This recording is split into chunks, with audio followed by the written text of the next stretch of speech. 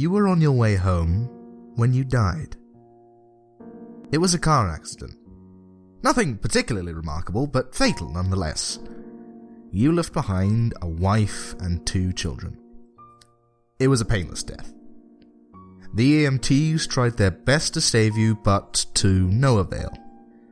Your body was so utterly shattered, you were better off, trust me.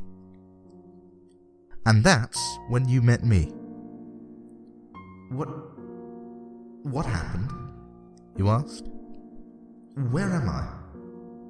You died, I said, matter-of-factly. No point in mincing words. There was a truck, and it was skidding. Yep, I said. I died. Yeah. But don't feel bad about it. Everyone dies, I said. You looked around. There was nothingness. Just you and me. What is this place? You asked. Is this the afterlife? More or less, I said. Are you God? You asked. Yep, I replied. I'm God. My kids, my wife, you said. What about them? Will they be alright? That's what I'd like to see, I said. You just died and your main concern is for your family. That's good stuff right there. You looked at me with fascination. To you, I didn't look like God. I just looked like some man, or possibly a woman. Some vague authority figure, maybe. More of a grammar school teacher than an almighty. Don't worry, I said. They'll be fine. Your kids will remember you as perfect in every way. They don't have time to grow content for you. Your wife will cry on the inside, but she will be secretly relieved. To be fair, your marriage was falling apart. If it's any consolation, she'll be very guilty for feeling relieved. Oh, you said. So, what happens now? Do I go to heaven or hell or something? Neither, I said. You'll be reincarnated. Ah, you said. So the Hindus were right. All religions are right in their own way, I said. Walk with me. He followed along as we strode through the void. Where are we going? Nowhere in particular, I said. It's just a nice walk while we talk. So, what's the point then? You asked. When I get reborn, I'll just be a blank slate, right? A baby. So, all my experiences and everything I did in this life won't matter. Oh, not so, I said. You will have within you all the knowledge and experiences of your past lives. You just don't remember them right now. I stopped walking and took you by the shoulders. Your soul is more magnificent, beautiful, and gigantic than you can possibly imagine. I mean, a human mind can only contain a fraction of what you are. It's like sticking your finger in a glass of water to see if it's hot or cold. You put a tiny bit of yourself into the vessel, and when you bring it back out, you've gained all the experiences it had. You've been in a human for the last 48 years, so you haven't stretched out yet and felt the rest of your immense consciousness. If we hung out here for long enough, you'd start remembering everything, but there's no point of doing that between each life. How many times have I been reincarnated then?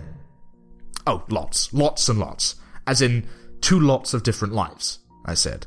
This time around you'll be a, Chinese peasant girl in 450 AD. Wait, what? You stammered. You're sending me back in time. Well, I guess, technically, time as you know it only exists in your universe. Things are, different where I come from. Where you come from, you said. Oh, sure, I explained. I come from somewhere else, and there are others like me.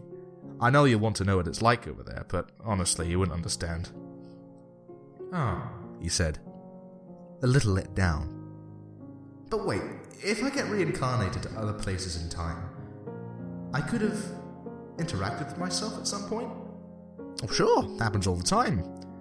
And with both lives only aware of their own lifespan, you don't even know it's happening. So, what's the point of it all? Seriously, I asked. Seriously, you're asking me for the meaning of life. Isn't that a little stereotypical? Well, it's a reasonable question, he persisted. I looked you in the eye. The meaning of life, the reason I made this whole universe, is for you to mature. You mean mankind? You want us to mature? No, just you. I made this whole universe for you. With each new life, you grow and mature and become a larger and greater intellect. Just me? What about everyone else? There is no one else, I said. In this universe, there's just you and me. You stared blankly at me. But all the people on Earth. All you, different incarnations of you. Wait, I'm everyone. Ah, now you're getting it, I said with a congratulatory slap on the back. I'm every human being that has ever lived. Or who will ever live, yes. I'm Abraham Lincoln. And you're John Wilkes Booth too, I added. I'm Hitler, you said, appalled. And you're the millions he killed. I'm Jesus. And you're everyone who followed him. You fell silent. Every time you victimize someone, I said, you are victimizing yourself. Every act of kindness you've done so to yourself. Every happy and sad moment ever experienced by any human was or will be experienced by you. You thought for a long time. Why? You asked me. Why do all this? Because someday you will become like me. Because that's what you are. You're one of my kind. You're my child. Whoa, you said, incredulous. You mean I'm a god? No, not yet. You're a fetus. You're still growing. Once you've lived every human life throughout time, you'll have grown enough to be born. So the whole universe, you said.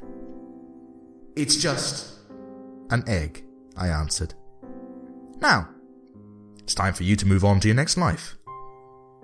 And I sent you on your way.